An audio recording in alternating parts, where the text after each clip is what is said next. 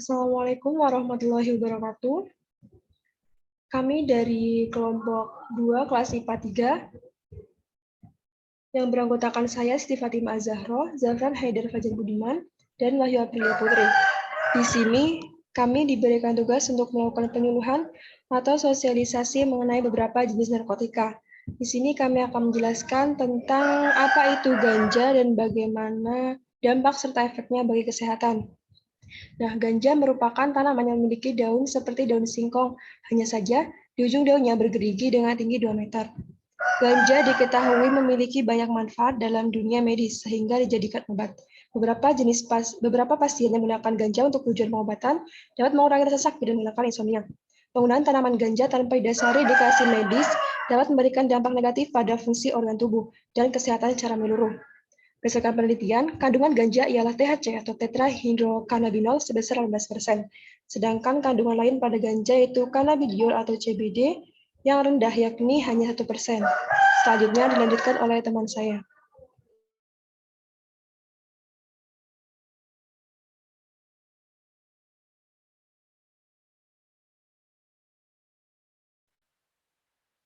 Untuk selanjutnya yaitu penjelasan dari saya tentang dampak.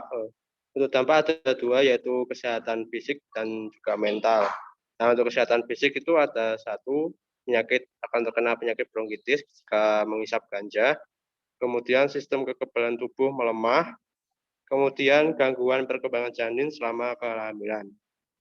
Kemudian untuk dampak bagi mental, nantinya jika menghisap ganja, nafsu makan akan menurun, akan depresi, kemudian paranoia atau halusinasi sementara. Maka akan dilanjutkan lagi ke Wahyu.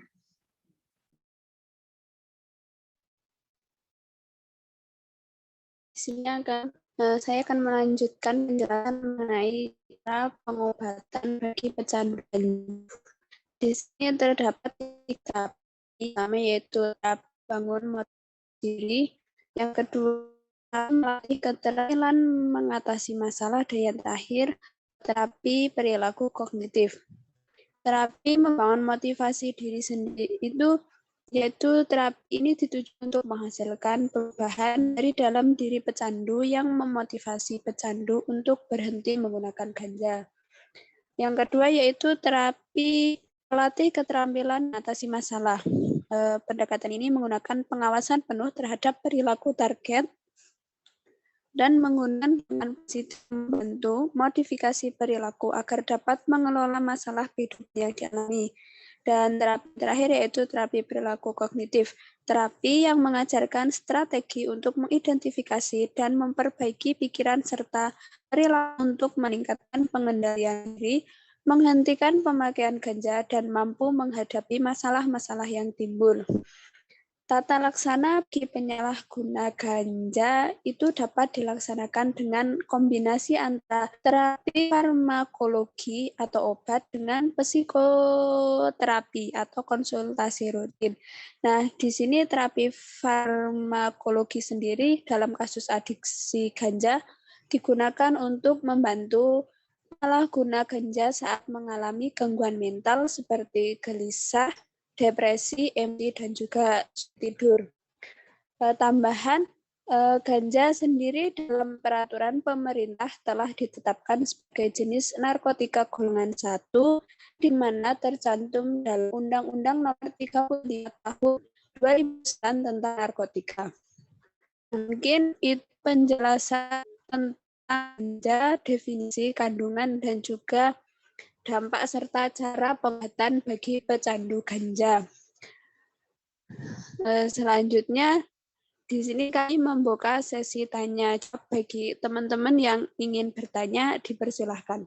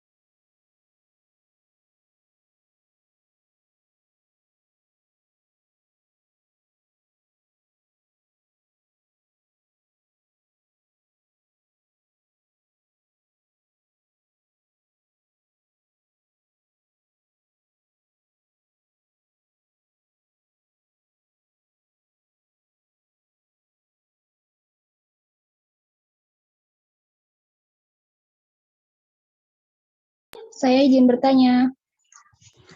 Baik, silahkan.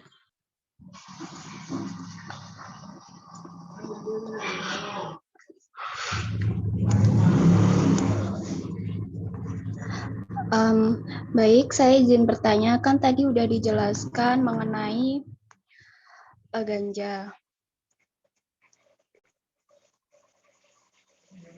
Nah, saya izin bertanya.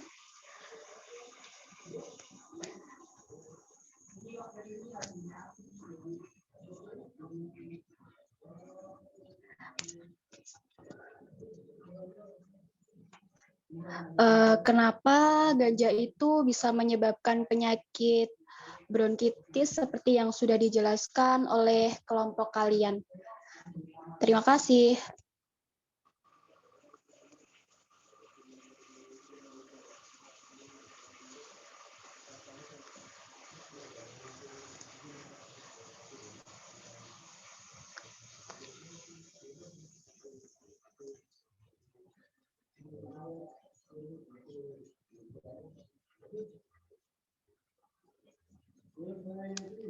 Baik, terima kasih untuk pertanyaannya dari Mbak Santi dan juga tadi di room chat dari Mbak Gabriel.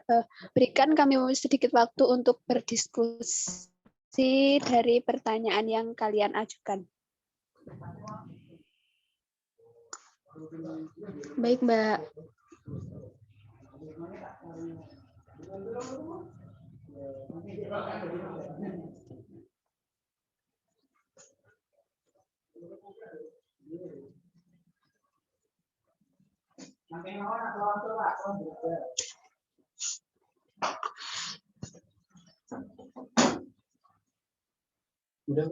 Udah, ya.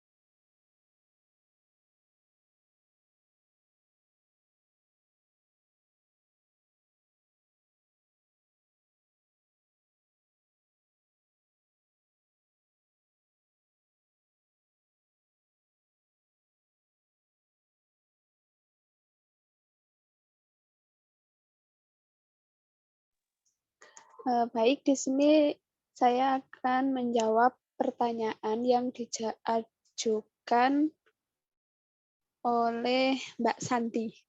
Pertanyaannya yaitu intinya tentang kenapa ganja bisa menyebabkan penyakit bronkitis. Jadi,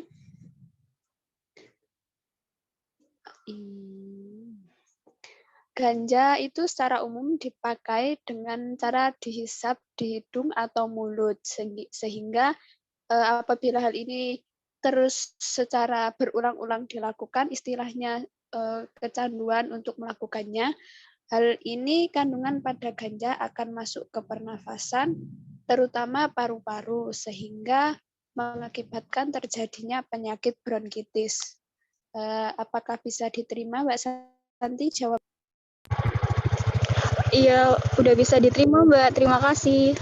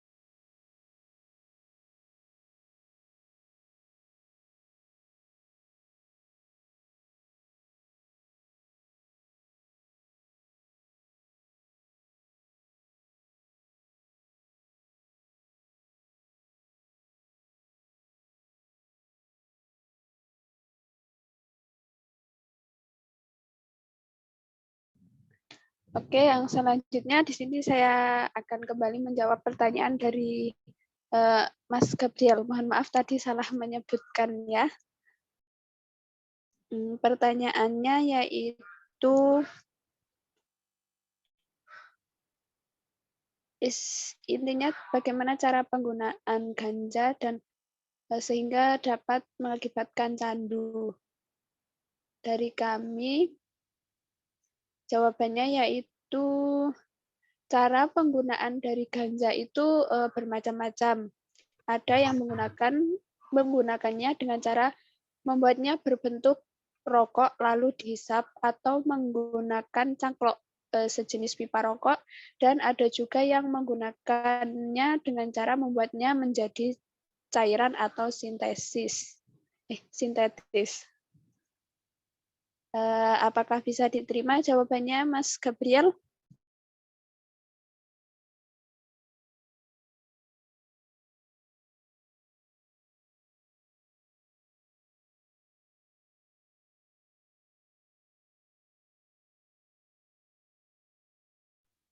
Baik, sama-sama.